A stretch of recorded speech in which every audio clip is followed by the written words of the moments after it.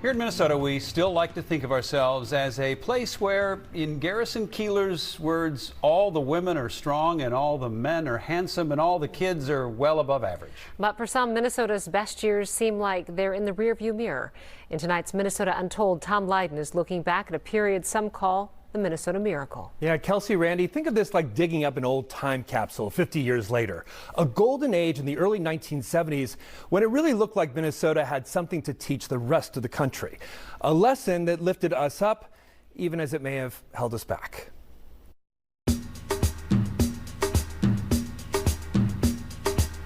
The most telling stories may be the ones we keep telling ourselves. For Minnesotans of a certain generation, a defining narrative arrived in the mail and on newsstands nearly 50 years ago in the summer of 1973. A dog-eared relic you can find today in the back stacks of the library.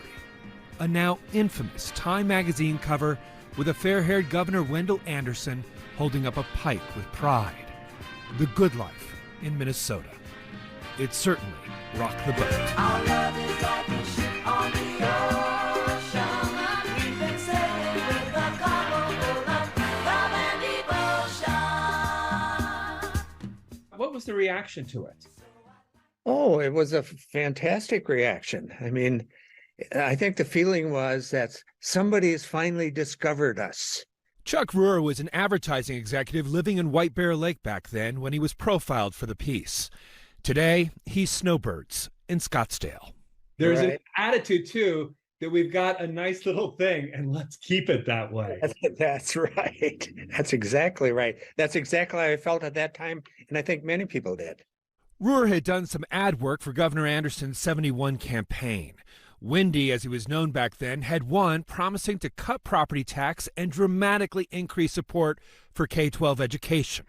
And he did it by raising just about every other tax imaginable. The so-called Minnesota Miracle was born. That time, in relation to the rest of the country, Minnesota was atypical. Now, I think Minnesota, in relation to the rest of the country, is pretty typical. Unfortunately. Things were certainly looking up in '73. The recently completed IDS building dominated the skyline, and Nicollet Mall was bustling. Back then, Minnesota was home to some of the nation's fastest growing companies. The high school dropout rate was the lowest in the nation, and our crime rate was the third lowest. For some, 1973 was peak Minnesota, sealed in a snow globe. It gets brought up regularly by a certain generation of people that I work with. Old people you were working with. Older people.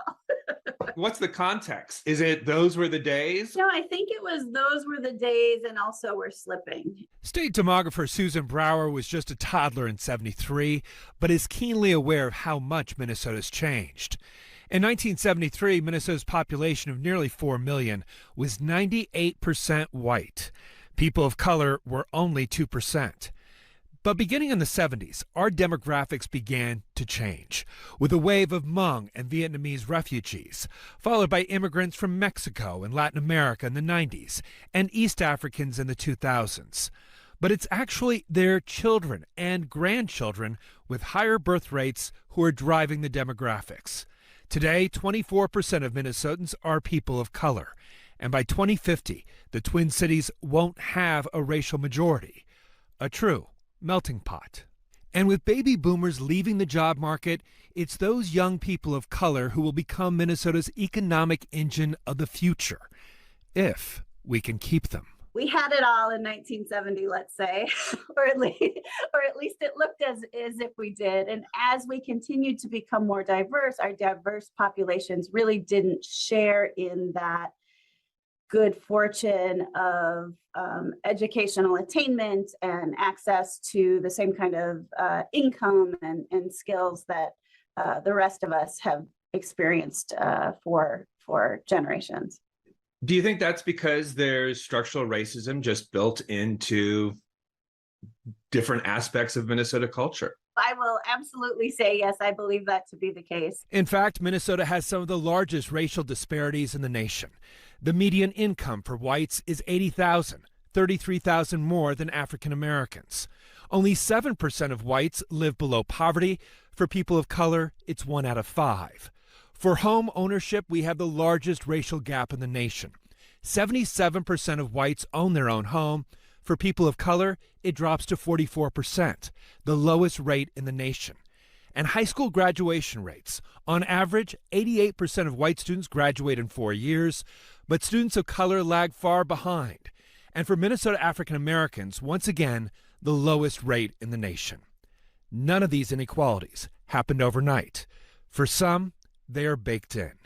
And I guess my question is, in a state where we view ourselves as so progressive, how do we allow this kindling to develop all around us? There's an invisibility to that kindling that you're talking about, Tom, and that kindling that we can see in terms of the unequal treatment of people of color is something that ultimately never goes away. Historians like Yahuru Williams say, in a way, that Time cover also provided cover for white denial.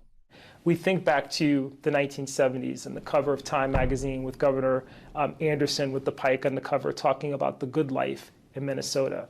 But that didn't extend to all segments of this population, certainly not to African Americans, certainly not to Native Americans, to Indians and indigenous people. And so by 2020, when we're looking at what's taking place on the landscape in Minneapolis, it's a replay of not having dealt with those issues in a substantive way. It is, again, this kind of revisiting of these challenges we associate with racial inequality in America. That Time story duly notes that, quote, blacks rioted in Minneapolis in 1966 and 67, but they have not yet forced Minnesotans into any serious racial confrontation, or at least not an apocalyptic confrontation. If not an apocalypse, the murder of George Floyd certainly brought a reckoning. Perhaps the seeds of that reckoning found in a quote from that Time story. You can lose yourself in this utopia, one man said. It's so easy not to be confronted by the needs of others. Even the author of that Time story, Lance Morrow, wondered in an update for the Wall Street Journal how Minnesota went from Tom Sawyer to Huck Finn to become a microcosm of an America in crisis. But Camelot didn't last long. Just a couple months after that Time story hit newsstands, the Minnesota Miracle and the rest of the nation hit a snag. OPEC imposed its oil embargo, gas prices quadrupled, and inflation took off like a rocket. The country was in recession. Minnesota was a little bit ahead of the wave at that time, and nicely so. Turns out Chuck got the final quote in that Time story, and it's still a killer. Quote, California is the flashy blonde you want to take out once or twice. Minnesota is the girl you want to marry. Would you still marry Minnesota? Sure, yes. It's a different place. It's a different girl now, but I still would. It is a different girl, and Chuck still lives in Minnesota. The author of that Time story, though, he does not live in Minnesota. He declined an interview, saying he doesn't really know what's going on in Minnesota anymore. By the way, this Time magazine has also been nominated as one of the worst covers in the magazine's 85-year history. And as you kind of dug the 70s vibe we had going, some of those photos are from a photographer called named Mike Evangelist. He's really great. Yeah. And as a 17-year-old, he went all around downtown Minneapolis, and he has a book out called Downtown Minneapolis in the 1970s. If you really like that vibe and those pictures, I highly recommend the book. I like the music, too. Yeah. The music was pretty good. It's an important look back. Most from the 70s. It is. And nostalgia is great. You also have to wonder, what are you nostalgic for? Yeah. All And right. 2020 is always, we can't look back. Back then, everything seemed really great, as you point out. Clearly, in the shadows, it was not. Thank you, Tom. All right, thanks, Tom. All right, other